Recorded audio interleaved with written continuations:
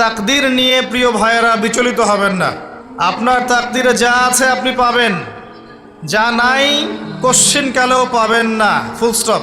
আপনার তাকদীরে যা আছে আপনি পাবেন, না পেয়ে আপনি দুনিয়া থেকে যাবেন না, ফুল স্টপ। আর আপনার তাকদীরে যা নাই সারা দুনিয়ার মানুষ মিলে আপনাকে দিতে পারবেন না। এই চিন্তাটা আগে মাথার মধ্যে সেট করেন। এই দুনিয়ার জীবনে আপনার দুনিয়ার বাড়ি গাড়ি, টাকা পয়সা, রিজিক, ব্যবসা বাণিজ্য, স্ত্রী সন্তান, এগুলোকে নিয়ে এত বিচলিত হওয়ার কিছু নাই। আপনার আমার তাকদীরে যা লেখা হয়েছে এর একটা দানা আপনি বেশি খেয়ে পৃথিবী থেকে যাবেন না। আর আপনার আমার রিজিকে যা আছে তার এক চুল রেখে আপনি দুনিয়া থেকে যাবেন না। এটাই চূড়ান্ত সত্য কথা। আপনি ঘুষ খান আর সুদ খান আর দুর্নীতি করেন আর মানুষের সম্পদ আত্মসাৎই করেন না কেন, যতটুকু লেখা আছে আপনার তাকদীরে এর বেশি আপনি কিচ্ছু পাবেন না। আর আপনি হালালে থাকার জন্য যতই কষ্ট করেন, হালালে আছেন, সবজি বিক্রি করে খাচ্ছেন, আপনি ছোটখাটো ব্যবসা করছেন, মানুষ আপনাকে দাম দেয় না, আন্ডার এস্টিমেট করে, গরিব বলে, ফকির মিসকিন বলে, কিন্তু আপনার তাকদীরে যা আছে আপনি সেটাই পাবেন, এর বেশি আপনি কিচ্ছু পাবেন। হুয়াল আউয়াল ওয়াল আখির, আল্লাহ পাক প্রথম এবং আল্লাহই শেষ। কুল্লু মান আলাইহা ফান ওয়া ইয়াবকা ওয়াজহু রাব্বিকা যুল জালালি ওয়াল ইকরাম। প্রত্যেকটা বিষয় ফানা হয়ে যাবে, কিচ্ছু থাকবে না। এখন আপনি পৃথিবীতে যা দেখছেন এগুলোর কিছুই থাকবে না। প্রত্যেক মানুষ, প্রত্যেকটা জিন, প্রত্যেক উদ্ভিদ, প্রত্যেক এই প্রাণী, আকাশ, মহাবিশ্ব, গ্রহ নক্ষত্র, চন্দ্র সূর্য, সমুদ্র, পাহাড় পর্বত, বিশ্বনেতা, রাষ্ট্রনেতা, সমাজনেতা, পরিবারের কর্তা, অর্থনৈতিক নেতা, সবাই মারা যাবে, সবাই শেষ হয়ে যাবে, কিচ্ছু থাকবে না। এই বিষয়টা আগে ভালো করে হজম করতে হবে যে আমরা এখানে থাকতে আসিনি, আমরা এই দুনিয়ায় থাকতে আসিনি, আমরা এখানে এসেছি চলে যেতে। যার মনের মধ্যে এই কনসেপ্ট থাকে সে কখনো আল্লাহ পাকের বিদ্রোহী হতে পারে না, সে কখনো আল্লাহ দ্রোহিতা করতে পারে না, কুফরি করতে পারে না, শিরক করতে পারে না, আল্লাহর অবাধ্য হতে পারে না। যার মনের মধ্যে এই চিন্তা বদ্ধমূল যে আমি এখানে থাকতে আসিনি, আমি এখানে মুসাফিরের মতো এসেছি, গাছের ছায়ায় বিশ্রাম নিচ্ছি, বিশ্রাম নিয়ে শেষ হবে চলে যাব। যারাই আল্লাহ দ্রোহিতায় লিপ্ত হচ্ছে, শিরিক করছে, বেদাত করছে, হারাম খাচ্ছে, ঘুষ খাচ্ছে, সুদ খাচ্ছে, জেনা করছে, আল্লাহ দ্রোহিতা করছে, আল্লাহর বিধানকে অস্বীকার করছে, তারা ইনডাইরেক্টলি ধরে নিয়েছে যে তারা মনে হয় পৃথিবীতে চিরকাল থাকবে। কারণ যদি কিয়ামতের মাঠের কথা তাদের স্মরণ থাকতো তারা কখনোই কাজগুলো করতে পারতো না, পারতো? এবার আসেন, আল্লাহ পাক কলম সৃষ্টি করে তাকদীর লিখেছেন, অতএব তাকদীর নিয়ে প্রিয় ভাইয়েরা বিচলিত হবেন না। আপনার তাকদীরে যা আছে আপনি পাবেন, যা নাই কোশ্চিনকালেও পাবেন না, ফুল স্টপ। আপনার তাকদীরে যা আছে আপনি পাবেন, না পেয়ে আপনি দুনিয়া থেকে যাবেন না, ফুল স্টপ। আর আপনার তাকদীরে যা নাই সারা দুনিয়ার মানুষ মিলে আপনাকে দিতে পারবেন না। এই চিন্তাটা আগে মাথার মধ্যে সেট করেন।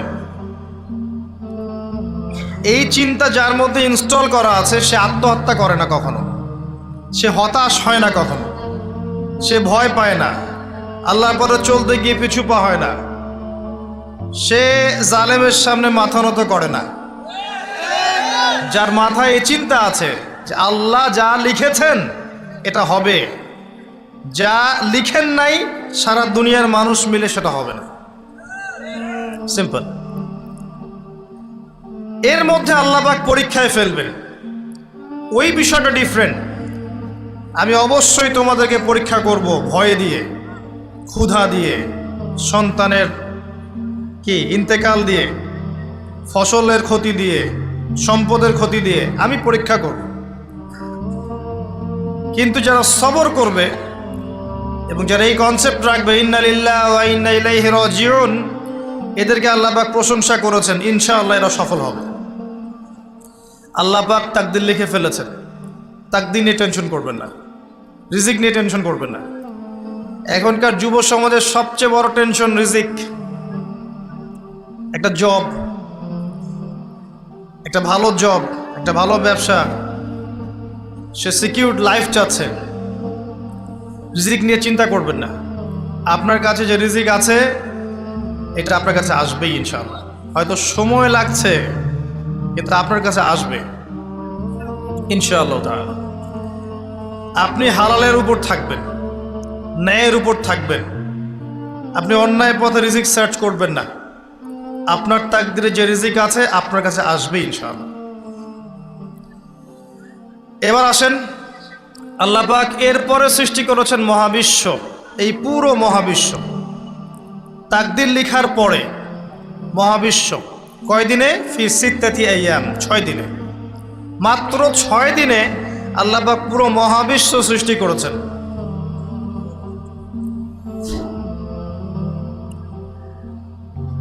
হুয়াল্লাযী খালাকাস সামাওয়াতি ওয়াল আরদা ফি সিত্তাতি আইয়াম সুম্মা ইস্তাওয়া আলাল আরশ। সূরা হাদীদের মধ্যে একটা আছে, তিনি সে আল্লাহ যিনি এই মহাবিশ্ব সৃষ্টি করেছেন 6 দিনে, এরপরে আরশের উপর সমাসীন হয়েছেন। আল্লাহ পাক এর একদিন আমাদের একদিনের মতো নয়, বরং কিয়ামতের মাঠে যেদিন আমরা দাঁড়িয়ে থাকব, এই দিনটা হবে আল্লাহর হিসেবে 50,000 বছরের সমান। মানুষ অস্থির হয়ে থাকবে, বিচার শুরু হচ্ছে না কেন। অপেক্ষা করা কাজটা খুব যন্ত্রণাদায়ক, তাই না? কারো জন্য অপেক্ষা করা, অপেক্ষা করে আছেন, 1 ঘন্টা পর আসবে, এলো না, আপনি অস্থির হবেন। 2 ঘন্টা পর এলো না, 10 ঘন্টা পর এলো না, আপনি অস্থির হবেন, পায়চারি করবেন, বই পড়বেন, নাস্তা খাবেন, হাঁটাহাঁটি করবেন, আপনি ব্যাকুল হয়ে যাবেন। অপেক্ষা করা একটা ডিফিকাল্ট কাজ।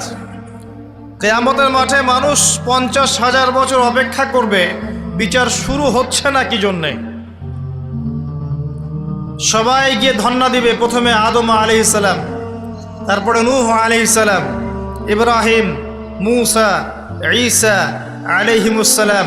আল্লাহর কাছে একটু সুপারিশ করেন, বিচার যেন শুরু হয় অ্যাটলিস্ট। কেউ কিচ্ছু করতে পারবে না, কারণ সবাই বলবে ইয়া নাফসি, ইয়া নাফসি। দূর থেকে একজনের আওয়াজ আসবে, যিনি ইয়া নাফসি বলছেন না, যিনি বলছেন ইয়া উম্মতি, ইয়া উম্মতি। সবাই তার কাছে যাবে এবং তিনি আমাদের নবী মুহাম্মদুর রাসূলুল্লাহ সাল্লাল্লাহু আলাইহি ওয়াসাল্লাম সিজদায় পড়ে যাবেন এবং তার উম্মার জন্য সুপারিশ করবেন।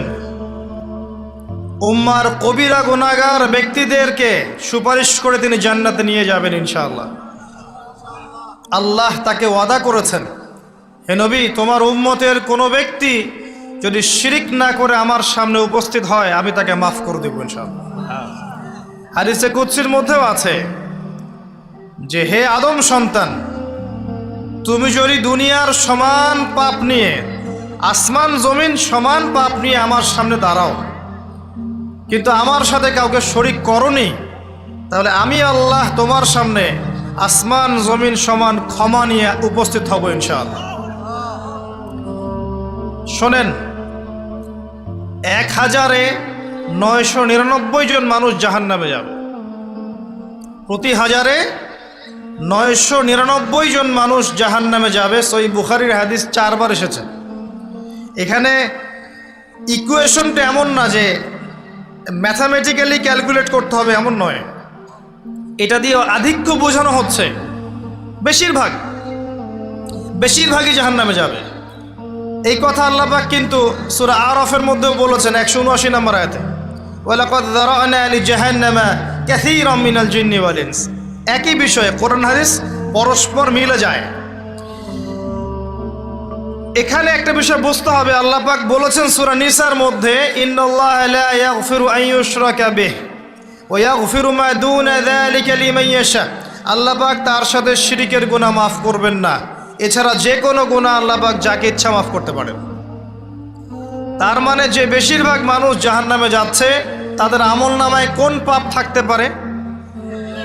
কথা বোঝা যাচ্ছে কি?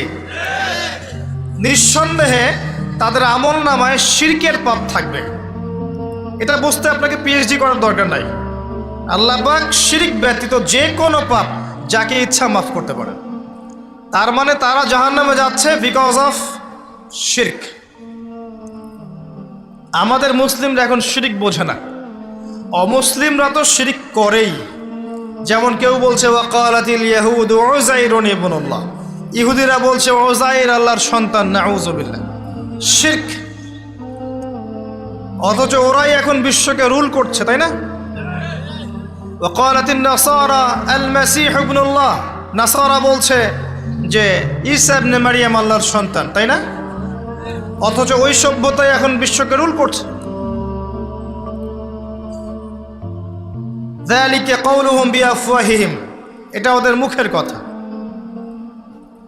এটা জাস্ট মুখের কথা। আবার অনেক সময় দেখা যায় যে আল্লাহকে বাদ দিয়ে আমরা মাধ্যম পূজাও করছি। অমুসলিমরা তো শিরক করছেই, যারা মুসলিম তারা দেখবেন আল্লাহকে বাদ দিয়ে মাধ্যম পূজা শুরু করেছে। মাজারের পূজা করছে, কবরের পূজা করছে, মৃত ব্যক্তির ওসিলায় পার পাওয়ার চেষ্টা করছে। মুসলিম থেকে দেখবেন তাকদীরকে অস্বীকার করছে, আল্লাহর হালালকে হারাম করছে, আল্লাহর হারামকে হালাল করছে। মুসলিম থেকে দেখবেন যে হাতে একটা আংটি পড়েছে, ভাই কি জন্য পড়েছেন? এই রোগ ভালো হবে আমার। গলায় একটা বালা ঝুলিয়েছে, কোমরে একটা মাদুলি, ভাই এগুলো কেন? এগুলোতে রোগ ভালো হবে। মুসলিমদের কথা বলছি, অমুসলিমদের কথা বাদ দেন। যারা বলছে আল্লাহর সন্তান আছে, ওদের কথা তো বলার দরকার নেই আমাদের, কারণ এগুলো স্পষ্ট শিরক। তবে এতটুকু বলি যে 25শে ডিসেম্বরে যারা বলেছে মেরি ক্রিসমাস, বলেছে না? 25শে ডিসেম্বর যারা বলেছে মেরি ক্রিসমাস, মুসলিমদের মধ্যে এরা স্বীকার করে নিয়েছে যে ওই দিন আল্লাহ রাব্বুল আলামিন ঈসা আলাইহিস সালামকে জন্ম দিয়েছেন। নাউযুবিল্লাহ, নাউযুবিল্লাহ মিন যালিক। আর এটা এত বড় একটা কথা, এই কথা যদি আসমান জমিন আর পাহাড় শুনে রিয়্যাক্ট করতে পারতো, থরথর করে কেঁপে ভেঙে যেত এরা। সূরা মারিয়ামের শেষের দিকে পড়ে দেখেন, وقالوا اتخذ الرحمن ولدا لقد جئتم شيئا إدا تكاد السماوات والأرض يتفطرن منه وتنشق الأرض وتخر الجبال هدا। পরেন অর্থটা, আসমান জমিন পাহাড় যদি এই কথা শুনে রিয়্যাক্ট করতে পারত, এরা চৌচির হয়ে যেত। এত বড় একটা কথা বলেছো তোমরা, ঈসা আলাইহিস সালামকে আল্লাহ পাক জন্ম দিয়েছেন, নাউযুবিল্লাহ। তো এরা তো শিরক করছেই। মুসলিমরাও দেখবেন এই যেগুলো বললাম, আল্লাহকে বাদ দিয়ে অন্যের কাছে দোয়া করছে, আল্লাহকে বাদ দিয়ে অন্যকে সেজদা করছে, আল্লাহকে বাদ দিয়ে অন্যের কাছে নজর মানত করছে, আল্লাহকে বাদ দিয়ে অন্যের জন্যে জবাই করছে, আল্লাহর তাকদীরকে অস্বীকার করছে, আল্লাহর হালালকে হারাম করে নিচ্ছে, আল্লাহর হারামকে হালাল করে নিচ্ছে। দেখবেন মুসলিমরা করছে। এবার মুসলিম জেনারেশন, এমন একটা প্রজন্ম বের হয়েছে এখন, ইয়াং জেনারেশনের, তারা বলছে যে এই মহাবিশ্ব বিগ ব্যাং থেকে সৃষ্টি হয়েছে, আল্লাহ বলতে কিছু নাই। আপনি বোঝেন কি কারণে প্রতি হাজারে 999 পিপল জাহান্নামে কেন যাবে? কারণটা কি? শিরক। আর এই শিরকটা হচ্ছে আপনার চিন্তায়, আপনার কথায় এবং আপনার কাজে। চিন্তার মধ্যে শিরক। যেমন একজন ব্যক্তি চিন্তা করে আকীদা, যে আল্লাহ ছাড়া অমুকও সন্তান দিতে পারে, এরকম আকীদা নাই মুসলিমদের। আছে। একজন বলছে আল্লাহ কল্যাণের মালিক আর শয়তান হচ্ছে অকল্যাণের মালিক। কথাটা শুনতে খুব ভালো লাগে না? অকল্যাণ হয়তো আল্লাহর পক্ষ থেকে আসে না, আল্লাহ পবিত্র, অকল্যাণ শয়তানের পক্ষ থেকে আসবে। ব্যাপারটা কি এমন?